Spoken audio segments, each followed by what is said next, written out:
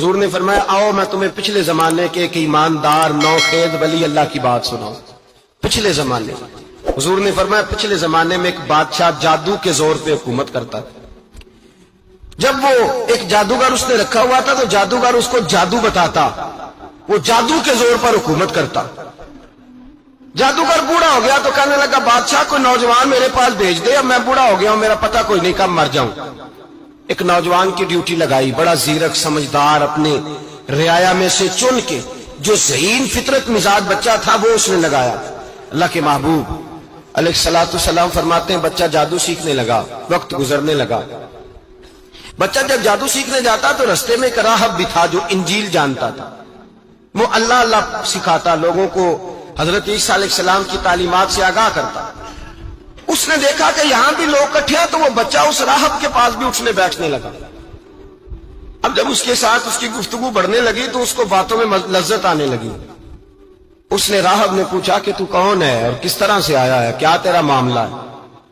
اس نے کہا جی میں جادو سیکھنے جاتا ہوں, آپ کی باتیں مجھے بڑی اچھی لگتی ہیں. اس نے کہا دین سیکھ, جادو سیکھنے والے کافر ہو جاتے ہیں, قرآن و دین سیکھنے والوں کو اللہ کامل ایمان عطا فرماتا ہے. فرمایا یہ سیکھ. بچہ بیٹھنے لگا, اس کے پاس آنے لگا, باتیں دل میں گھر کرنے لگی. ایک وقت آیا کہ مسلمان ہو گیا. اور مسلمان کیسے ہوا؟ بچہ کہتا ہے میں تجربہ کر کے ہوا. اب میں تھوڑا سا وقت جادوگر کے پاس بھی جاتا اور باقی سارا وقت وہاں بیٹھتا. میں ایک دن جا رہا تھا تو رستے میں اژدہا تھا, بہت بڑا سانپ تھا, رستہ روک کے کھڑا تھا. یہ حضور نے بیان کی حدیث. نبی پاک صلی اللہ علیہ وسلم فرماتے ہیں بچہ کہتا ہے کہ رستے کے اندر سانپ ہے, رستے بند ہے, لوگ چھتوں درختوں پہ چڑھے, ہراش ہے. کہتے چھوٹا سا روڑا میں نے اٹھایا تو میں نے کہا اللہ اگر جادوگر سچا ہے تو اسے مار دے. چھوٹا سا روڑا میں نے پھینکا, اژدہا کوئی نہ مرا. پھر چھوٹا روڑا اٹھایا, میں نے کہا اللہ اگر وہ عالم سچا ہے تو اسے مار دے. اب جب میں نے روڑا مارا تو اژدہا مر گیا. میرے اندر سے گواہی آئی نہیں دین کی باتیں سچی ہیں, نہیں قرآن کی باتیں اسلام سمجھانے کے لیے عرض کر رہا ہوں. اگرچہ اس دور میں انجیل تھی, اللہ رسول کی باتیں اچھی ہیں. کہتے میں مسلمان ہو گیا, اب میں نے راہب کے پاس ہی رہنا شروع کر دیا, جادوگر کے پاس چھوڑ دیا. اس بچے نے آنا.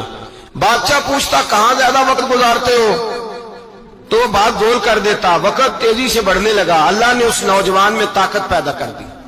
اب وہ اس کے اندر نا اللہ نے توانائی روحانیت پیدا کر دی. ابھی جوان ہے, 14-15 سال عمر ہے. اللہ نے اب جو بیمار بھی آتا وہ دعا کرتا تو اللہ صحت عطا کر دیتا. جو بھی آتا. بادشاہ کا ایک درباری تھا, بادشاہ کو پنکھا جلتا تھا, وہ اندھا ہو گیا. کوئی ایسی تکلیف آئی کہ نابینا ہو گیا, بڑے علاج کرائے, شفا نہیں ہوئی. کسی نے اس بچے کا پتہ بتایا کانوں میں. اس کے پاس گیا تو بچہ کہنے لگا شفا تو ہو جائے گی پر کلمہ پڑھنا پڑے گا, مسلمان ہونا پڑے گا. جس پیغمبر کا میں غلام ہوں تجھے بھی بننا پڑے گا, دین پہ عمل کرنا پڑے گا, اللہ شفا دیتا ہے. اس نے کہا تو مجھے کلمہ پڑھا, مجھے شفا دے, میں تیار ہوں. اس نے کہا شفا تو اللہ دیتا ہے. اس نے اللہ تبارک و تعالیٰ کا ذکر کر کے دعا مانگی. یہ مسلم شریف میں حدیث ہے, طبرانی میں موجود ہے. اللہ نے اسے شفا دی, اس نے کلمہ پڑھنا شروع کر دیا. یہاں ایک نقطہ لکھا ہے ہمارے علماء نے, کہتے ہیں جب اللہ ولایت عطا کرتا ہے نا تو یہ سفید بالوں والے کا حصہ نہیں ہوتی. اگر جوانی میں کوئی آدمی توبہ کر کے تصوف کے راستے پہ چلتا ہے تو سب سے زیادہ ولایت اللہ اسے عطا فرماتا ہے. سب سے زیادہ ولایت اس کے پاس ہوتی ہے. ابھی اس کے بال کالے ہیں, چڑھتی جوانی ہے, دعا کی تو اللہ نے, اور حدیث پاک میں موجود ہے کوڑے آتے تو شفا یاب ہو جاتے, اندھے آتے تو شفا یاب, برس والے آتے تو اللہ سے دے. جوان ہے. بادشاہ کے پاس وہ واپس گیا, وہ جو آدمی جس کی آنکھیں ٹھیک ہوئی تھی. بادشاہ نے پوچھا کہ کیسے شفا ملی تو کہنے لگا میرے رب نے شفا دی. بادشاہ سجدے کراتا تھا, اپنے آپ کو منواتا تھا معاذ اللہ. کہنے لگا میرے علاوہ کون رب ہے؟ اس نے کہا وہی رب ہے جس نے تجھے پیدا کیا ہے, اور وہی رب ہے جس نے مجھے اندھے کو آنکھیں دی ہیں, وہی ہے میرا مالک. کہا اچھا تو مجھے نہیں مانتا؟ کہا نہیں میں اپنے رب کو مانتا ہوں. بادشاہ نے اسے سزا دی, ستایا. اس نے بچے کا پتہ بتایا, پھر بچے کو بلا کے ستایا تو اس راہب کا پتہ بتایا. راہب بھی قتل ہو گیا, نابینا بھی قتل ہو گیا. بادشاہ نے کہا سپاہیوں سے اس بچے کو لے جاؤ اور پہاڑ کی چوٹی پہ جا کے نیچے پھینکو تاکہ مر جائے. بچہ پہاڑ کی چوٹی پہ گیا تو ہاتھ اٹھا کے کہنے لگا یا اللہ میرے لیے نہیں اپنے لیے, میرے لیے نہیں اپنے لیے انہیں اپنی قدرت کے جلوے دکھا. میرے لیے نہیں. اللہ کے بندے اپنی جان بچانے کی دعائیں نہیں مانگ, اپنے لیے. انہیں اپنی قدرت کے جلوے دکھا, یہ دعا مانگی. جتنے لوگ ساتھ آئے تھے وہ سارے زمین پہ گرے اور سب مر گئے, پہاڑ سے گر کے مر گئے. بچہ واپس سیدھا بادشاہ کے پاس کہنے لگا, لو بھائی میرے رب نے مجھے بچا لیا ہے. جوان کا ایمان دیکھو, میرے رب نے مجھے, بولو میرے اللہ نے مجھے ایمان کی گواہی دے رہا ہے, میں بچ گیا ہوں, تو جھوٹا ہے, میرا رب سچا ہے. اس نے کہا لے جاؤ اس کو دریا میں, کشتی میں بٹھاؤ, بیچ دریا کے جا کے دھکا دے دو. بیٹھے کشتی میں, دریا کے بیچ گئے, اور جب جا کے وہاں اس کو دھکا دینے لگے تو اس نے کہا اللہ میرے لیے نہیں اپنے لیے. انہیں اپنی قدرت کے جلوے دکھا. بس ایک طوفان سا آیا, جتنے سپاہی ساتھ آئے تھے ڈوب کے مر گئے. وہ بچہ اٹھا اور سیدھا پھر بادشاہ کے پاس, اسی کے پاس کہنے لگا, لو بھائی میرے رب نے مجھے بچا لیا ہے, تیرے پاس آیا ہوں. وہ کہنے لگا تو کیا مصیبت میرے گلے پڑ گئی ہے, کیسے جان چھوٹے گی؟